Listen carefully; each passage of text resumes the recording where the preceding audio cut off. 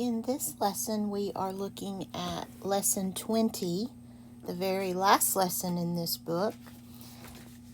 This skill is summarizing. This is on page 60. And I want to give you some pronunciation keys on this lesson at the top. These are some tough words to pronounce. The first one is a name. This one is pronounced Daedalus.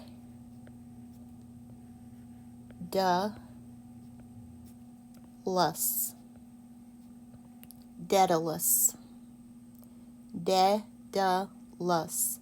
Daedalus. This one is also a name.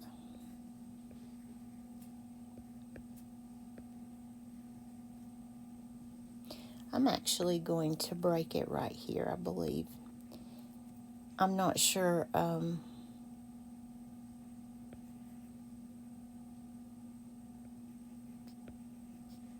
just making this up. This may not be the traditional way to do it, but it will help you pronounce it. This one is Minos. Minos. Minos and Daedalus. This word is a place, and it is pronounced exactly the way it looks. It's one syllable. Have a silent E over here. This is Crete. So you have, is that all I'm looking at?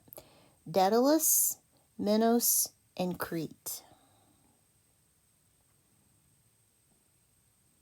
Okay.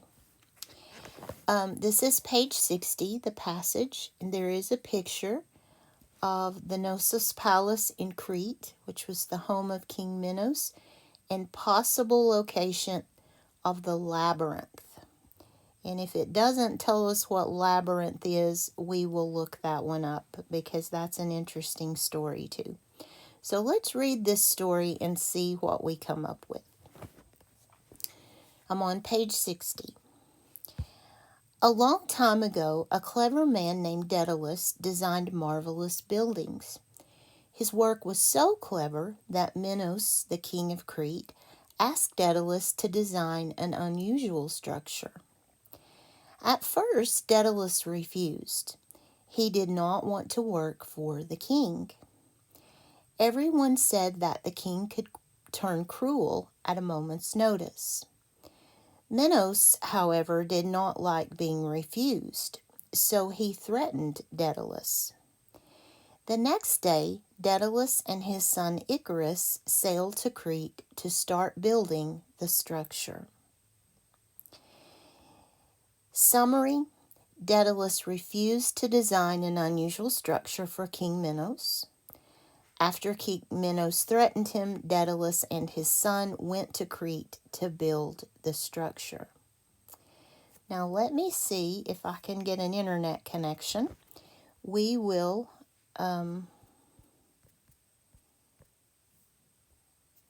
take a look here.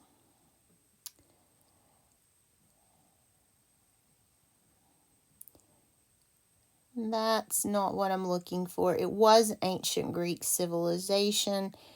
Let me see if I can find a picture of a labyrinth.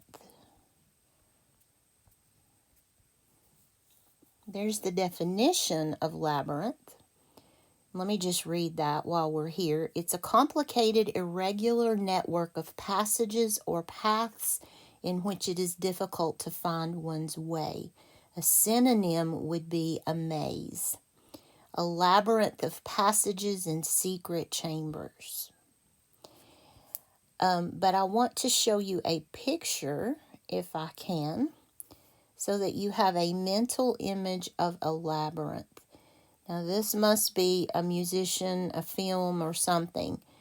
There was a somewhat, here's one. This is kind of what I'm looking for.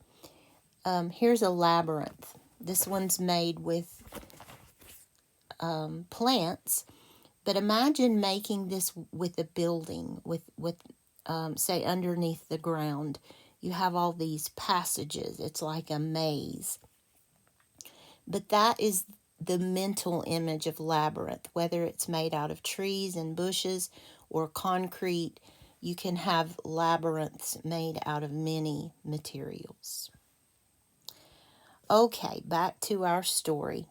I'm just trying to build your vocabulary a little bit, and I also wanted to show you how you can look up the story of Minos and Daedalus.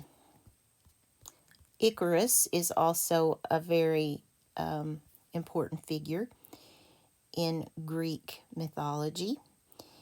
I do want to point out to you that this is mythology, okay? This is fiction.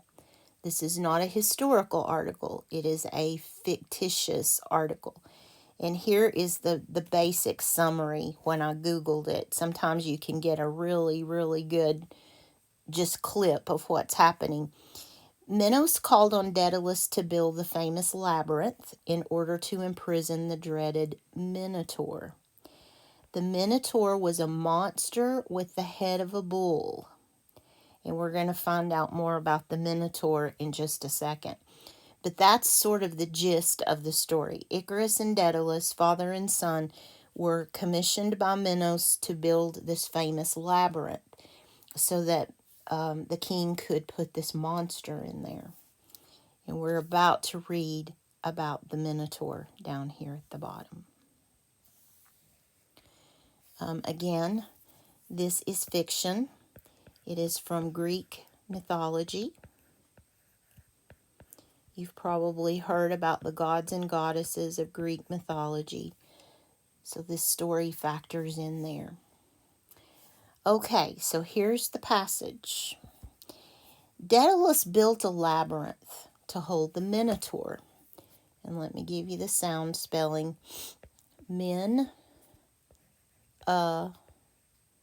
Tor. Usually when you see Tor, you think of a bull. The Minotaur was half human and half bull. It had the head of a bull and the body of a human. It lived in the labyrinth. King Minos would send people to the labyrinth as sacrifices. When King Minos' daughter fell in love with the prince who was to be sacrificed, Daedalus told the prince how to escape the labyrinth. The prince killed the Minotaur, escaped, and took King Minos' daughter with him. King Minos was angry, and he imprisoned Daedalus. Which two of these details should be included in a summary? Now, if you were going to tell me just the bare bones of that passage, which two of these would you include? The Minotaur was half human and half bull. Daedalus built a labyrinth to hold the Minotaur. King Minos had a daughter. Minos imprisoned Daedalus because he felt that Daedalus betrayed him. Well, I definitely would want to include D, because that is a big chunk of this passage. Let's go back and King Minos was angry. He imprisoned Daedalus. Why did he do that? Because Daedalus told the prince how to escape. That's a big chunk of this passage. The other thing that was a big chunk of this passage is that Daedalus built a labyrinth to hold this monstrous beast. The thing lived in the labyrinth that Daedalus built. The king would send people there as sacrifices.